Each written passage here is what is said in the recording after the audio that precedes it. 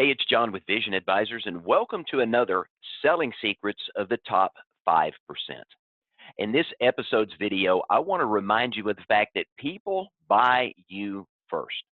You've heard it said here, and you've heard it said many times if you've ever been involved in any type of sales training, that before anybody buys anything that you have to offer, the first initial purchase is their faith and trust in you.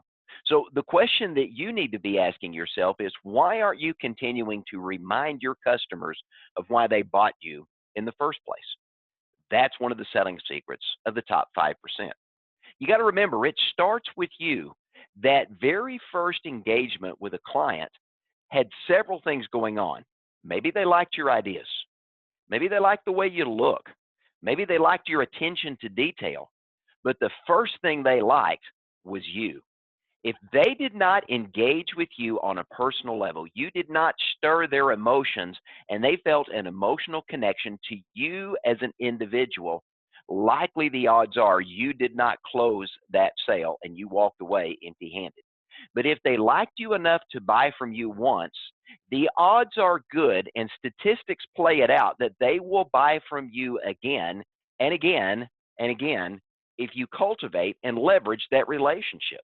Maximize the opportunity to allow those individuals to be continually reminded of why they connected with you in the first place, what it was that they liked about you, why they trusted you and felt confident that you could solve their problem. Why not leverage that? Why not maximize that opportunity to, number one, solve more of the needs that your clients have when it relates to money-related issues that you can help them solve? And secondly, if you can help them solve those financial problems, you have an opportunity to leverage and maximize your value with that client. So think about this. No matter how you're communicating to your client, whether it is a newsletter, it is a video, it is an email, it is a physical postcard or letter that you've written, it is a telephone conversation, or it is a face-to-face or video meeting, one of the most important things that you've got to remember to do is it's not about your product or your service. It's not about the type of solution you're bringing to the table. First and foremost, it is about you and the relationship that you have with your clients. So one of the most important things you can do in every client interaction is to inject your personality into the conversation. The reason they liked you is the reason they wanted to do business with you. You've got to keep that at the forefront of continuing to build that relationship and creating new opportunities to take that relationship deeper, broader, and wider. Now, when you think about people today in the media that have really a cult following, it's people with a very unique personality. Rush Limbaugh, Oprah Winfrey, Howard Stern, Stephen Colbert, Ellen DeGeneres, Glenn Beck, Joe Rogan, even Donald Trump. Love them or hate them, what do? They are colorful personalities. They're not afraid of what people think about them. They simply put their personalities out there, and people can either like them or they don't. But they build a following of loyal, rabid fans. So why don't you do that? And the question for many of you is, okay, John, how do I do that? Well, let's talk about some ways that you can inject your personality, thinking into what some of the people I just talked about have done. But let's bring that back to the financial services industry where you find yourself working today. How do you do that? Again, it doesn't matter the interaction, and there should be multiple interactions with your client. We've talked about newsletters in the past, and if you're not sending out a newsletter, you're missing an opportunity to stay engaged and continually remind people why they liked you, why they trusted you, and why they engaged with you in the first place. That's a tremendous opportunity. But in every communicate, email, direct mail, video, telephone, in-person visits, inflecting your personality and injecting that into the conversation is very important. You've got to remember, we as humans are social creatures. We are emotionally intelligent, and the decisions that we make as our brain goes through the consumer buying process starts with an emotional connection. People buy you first. So if they buy you first, there's likely elements about you that they like. And here's something we found that the top 5% of all sales professionals do that the bottom 95% don't. They continually tell personal stories about themselves and their families. They are constantly sharing what's going on in their life with their family as that becomes a part of their relationship. The top 5% see themselves and their clients see them as part of extended family. And what does extended family do when they have an opportunity to engage in conversation? They tell stories about their family. Now, not only do they tell stories about their families, they tell stories about their pets. Now, any of you that follow me online have an opportunity to know that I've got this crazy dog named Hans. And if you've had an opportunity to follow me on Facebook, you'll see that on my personal Facebook page, my dog Hans and my daughter's dog Marley from time to time hijack my Facebook page. And they share these entertaining posts about their journeys as pets and exploring the world around them. I get more comments on my pets than anything I post. And as a result of that, the people that follow me, people and clients that do business with me, know my pets. And when I see them, one of the first things they ask me is, how's Hans? How's Marley? They want to know about my pets. They ask about my kids and my grandkids. They want to know what they're doing.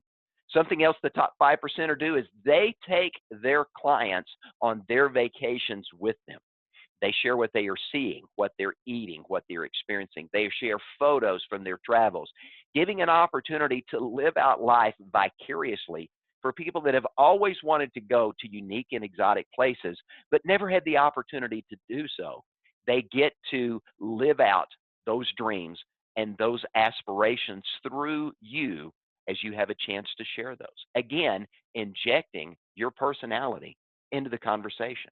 They love to hear about your kids and your grandkids. Some of my clients from when I was doing personal production that I still service, every time I do a call with them to review an annuity that's coming up for renewal or to do an annual review on their life insurance, one of the things they begin to ask is, tell me about your kids. What are they doing now? How's your daughter? Has she won another pageant? Has your other girl decided to go into the military? Tell me about your grandkids. Tell me about your son that continues to work in the automotive industry, repairing and rebuilding motorcycles and seacraft. Tell me about what your kids are doing, sharing stories of the grandkids. Again, injecting personality and remembering that the top 5% see their clients as members of extended family, and they want to be seen the same way, and they tell stories about family to engage. The whole purpose of injecting your personality is to humanize the experience. Every time you've got an opportunity to engage with your clients in conversation, you not only want to talk about the facts and the figures and the reality of what's going on in their lives financially, you want to take them on your journey. Give them an opportunity to take you on the journey of life that they're experiencing as well. And that reciprocation of storytelling, which has been passed down for centuries, for millennia, in fact, allows us to engage on a more personal level. It reinforces that know you, like you, and trust you factor. But that only happens when you inject your personality into the conversation. So whether you're sending out a newsletter, either a physical or a digital newsletter, why not both? But while you're sending out a newsletter, it's not just about what's going on financially in the world around them. That's important, but you've got to inject that human element into that as well.